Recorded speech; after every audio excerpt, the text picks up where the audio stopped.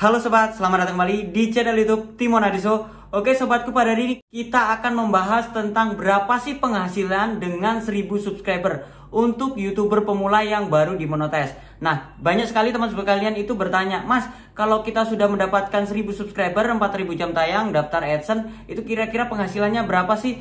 Per 1000 subscriber itu berapa sih? Apakah subscriber ini mempengaruhi penghasilan? Nah, di sini saya akan coba review satu channel YouTube saya yang sudah dimonetis teman-teman sekalian. Jadi di sini saya nggak mengada-ada ya, saya langsung perlihatkan buat teman-teman berapa sih penghasilan dengan 1000 subscriber atau penghasilannya tuh berapa dengan viewers sekian seperti itu. Oke, langsung aja teman-teman sekalian. Kita akan lihat dari satu channel YouTube saya. Channel YouTube saya ini subscribernya udah mencapai 4000 lebih ya. 4000 lebih baru dimonetis. Jadi jam tayangnya yang agak lambat, subscribernya lebih cepat. Nah, kalau teman-teman kalian bisa lihat dari penayangannya, kita lihat dulu di bagian view-nya ya. Subscribernya tadi 4000 lebih ya.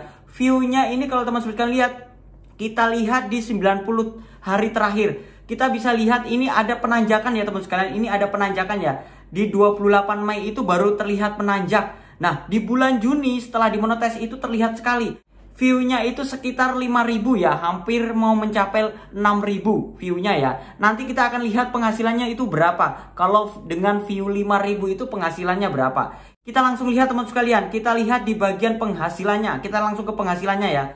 Nah, di sini teman sekalian bisa lihat ya, untuk penghasilan dari 4000 subscriber dengan view 5000 ya, 5000 per hari. Yaitu penghasilannya adalah berkisar 50.000. Kalau teman-teman bisa lihat, ini penghasilan pertama kali dimonetis itu channel YouTube saya itu tanggal 20 Juni 2022. Baru aja ya, sekarang sudah sekitar tanggal 29 ya. Berarti sekitar 9 hari, semingguan lebih ya. Nah, penghasilan pertama saya itu hanya 10 ribuan teman-teman sekalian. Hari kedua sekitar 35.000. Hari ketiga itu sudah mencapai 54.000. Dan sempat turun ya, sempat turun 40 ribuan. Dan sekarang itu sudah mencapai 72.889.000 rupiah. Nah, di sini cukup jelas ya. Dengan 4000 subscriber, dengan viewers per hari 5000, saya bisa mencapai 72.000. Kita bisa lihat dari CPM-nya teman sobat sekalian. CPM adalah cost per mile ya. Cost per mile itu per 1000 ya. Jadi 1000 tayang itu dibayar berapa? 1000 tayang itu perkiraan dibayar itu, kalau dilihat dari channel YouTube ini perkiraannya yaitu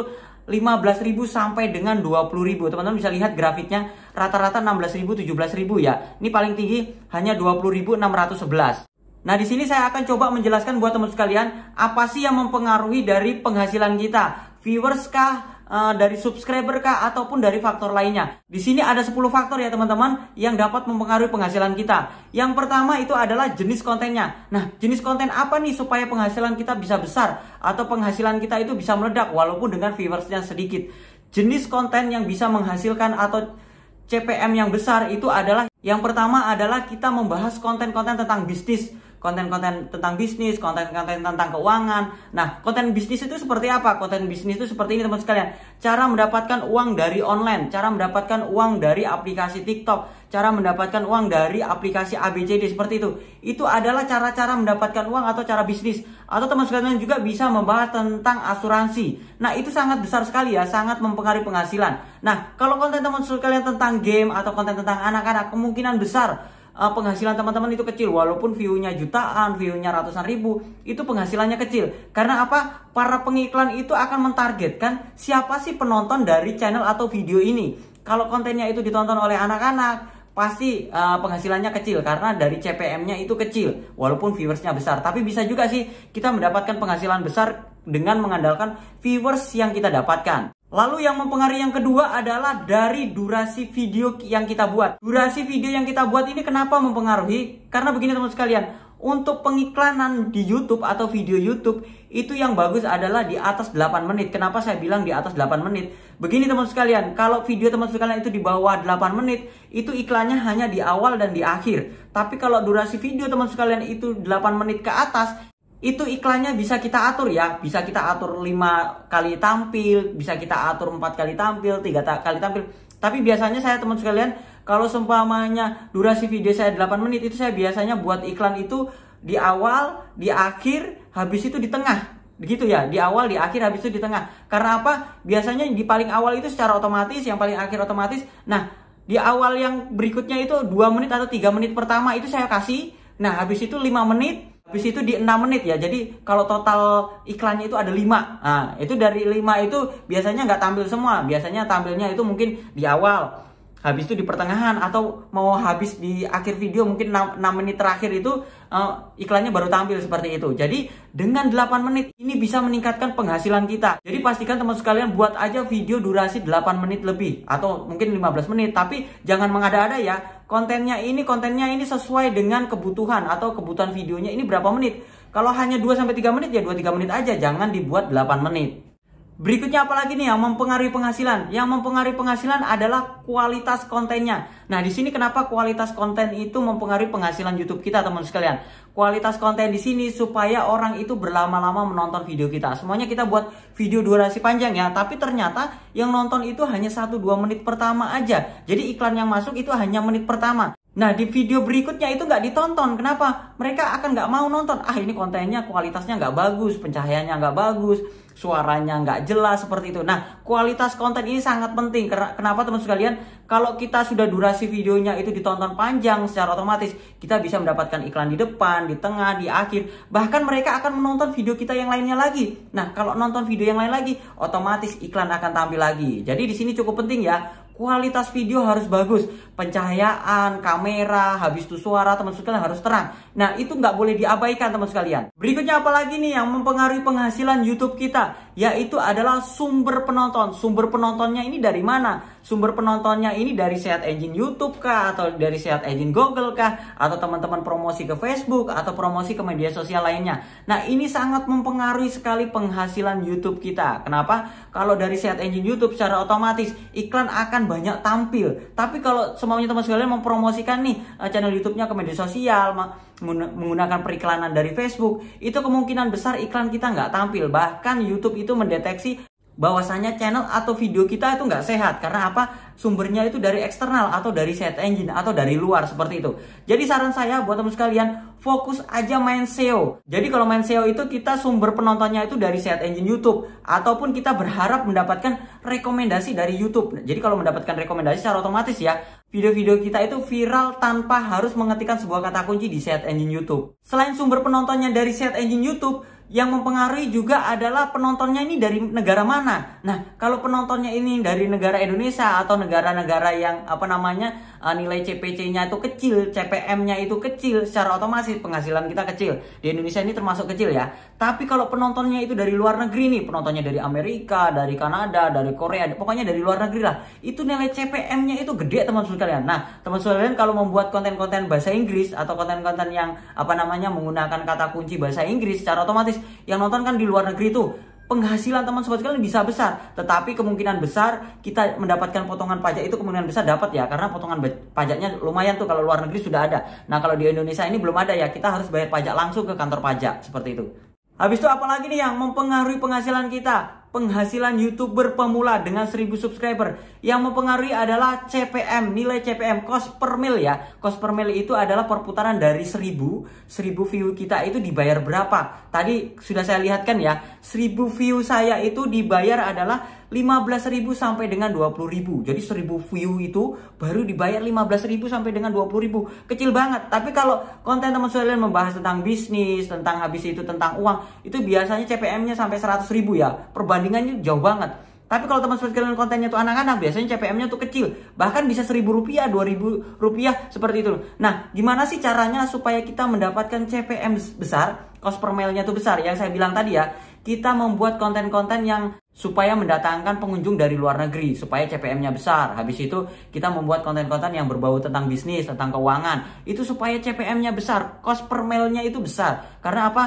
Kalau pengunjung itu dari luar negeri, mereka itu nilai iklan atau nilai jualnya tuh tinggi, beda dengan di Indonesia. Habis itu apalagi nih teman sekalian yang mempengaruhi penghasilan kita di YouTuber pemula? Yang mempengaruhi adalah hari libur atau tanggal merah. Nah, kenapa saya bilang tanggal merah atau hari libur ini mempengaruhi penghasilan kita untuk YouTuber ya? Nilai CPM-nya, nilai CPC-nya itu mempengaruhi semuanya. Kenapa saya bilang tanggal merah atau hari libur? Terutama nih tanggal merah nasional ya. Semuanya tentang tanggal merah nasional ini tentang Lebaran, pas hari tanggal merah Lebaran, tanggal merah 17 Agustus.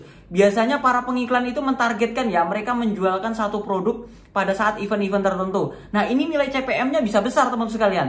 Ini teman-teman sekalian bisa rasakan terutama pada saat lebaran ya. Lebaran itu CPM-nya bisa gede. Jadi kalau semuanya penghasilan kita itu CPM-nya biasanya 15.000, pada saat lebaran itu CPM-nya bisa gede. Apalagi kalau kita bahas konten-konten itu yang berhubungan dengan lebaran itu, dengan hari raya tersebut. Semuanya hari raya Nyepi, hari raya Natal, itu mempengaruhi sekali teman-teman. Jadi teman-teman sekalian bisa coba aja bikin konten-konten pada saat tanggal merah atau hari raya libur nasional itu bahas tentang apa. Coba teman-teman bikin konten yang berhubungan dengan itu. Berikutnya yang mempengaruhi penghasilan kita adalah awal bulan dan akhir bulan. Kenapa di awal bulan dan akhir bulan kok mempengaruhi penghasilan juga teman-teman sekalian? Teman-teman cek aja, apalagi kalau teman-teman itu biasa membahas atau membuat sebuah blog ya, menghasilkan dari Google AdSense, itu kan nilai kliknya kelihatan tuh ya.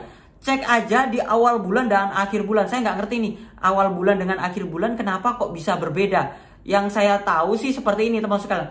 Pada saat di awal bulan mereka akan berjalan santai ya, mereka nggak jor-joran mengeluarkan uang. Tapi di akhir bulan mereka akan menghabiskan budgetnya mereka ya. Mungkin keuangannya itu masih ada sisa nih, habiskan aja, nilai harganya di agak mahalin. Mungkin seperti itu ya, perkiraan saya seperti itu. Karena apa? Di awal bulan dan akhir bulan biasanya nilai CPM-nya atau CPC-nya, kalau di blog itu CPC ya, itu nilainya beda. Jadi di awal dan akhir bulan. Jadi buat teman sekalian coba aja kalau bikin konten itu di akhir-akhir bulan tuh gejot-gejot aja. Apa nih yang lagi viral nih di akhir bulan? Bikin konten aja banyak-banyak supaya view-nya banyak, supaya penghasilannya kita lebih menanjak seperti itu.